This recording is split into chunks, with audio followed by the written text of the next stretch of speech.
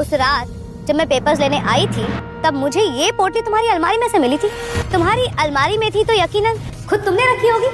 मतलब तुम ये जानती थी कि मेरा और अक्षत के पापा का तलाक नहीं हुआ है, उसके बाद भी तुमने इनसे शादी कर ली। तुम्हारी शादी तो अमान्य है सौम्या। पर बेटा इस पोटली में है क्या?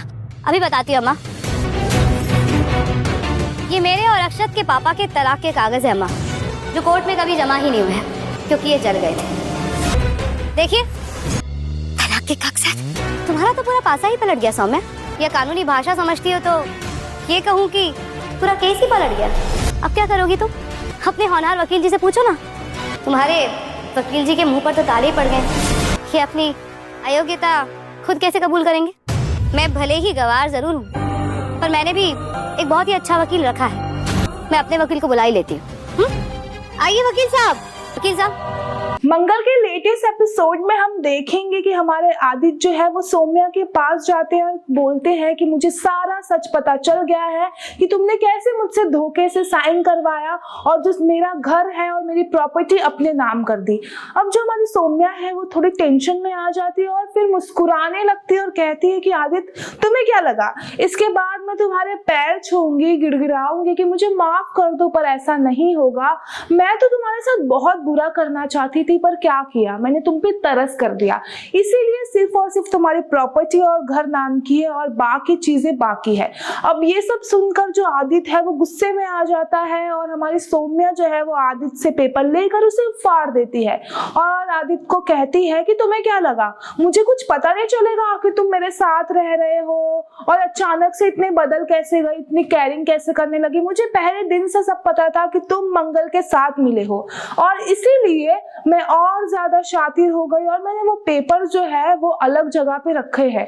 तभी वहां पर वो अपने वकील को बुलाती है और कहती है कि ये दिल्ली के सबसे अच्छे वकील है और मैंने इन्हें हायर किया है और अब से जो तुम्हारा पूरा प्रॉपर्टी मेरे नाम हो गया है। अब ये सब सुनकर आदित्य जो है वो काफी ज्यादा शौक में आ जाते हैं, पर उसी वक्त जो है मंगल वहां पर आ जाती है और भाई मंगल की एंट्री फुल ऑन एटीट्यूड के साथ होता है और वो सौम्या से कहती है कि आदित्य का ये घर है। अब जो हमारी सौम्या कहती है कि तुम पागल हो गई हो क्या, तुम अनपढ़ गवार हो मुझे पता है, पर तुम्हें थोड़ा सा भी ये हो रहा है कि वो साइन उसने की है और ये जो प्रॉपर्टी है वो मेरे नाम पर है। वही मंगल कहती है कि हाँ मैं जरूर अनपढ़ गवार हूँ पर मुझे भी ये सब बात पता चलता है। अब वो सौम्या बोलती है कि सारा चीज मेरा है, हर चीज जो आदित्य का है वो मेरा है और तुम शुक्र करो कि जो आदित्य के कपड़े हैं वो मैंने अभी तक उतारे नहीं है। वही जो मंगल है वो अब चुप नहीं रहती और तुरंत वो पेपर्स निकालती है और बोलती है कि हमारी शादी अभी तक टूटी ही नहीं है।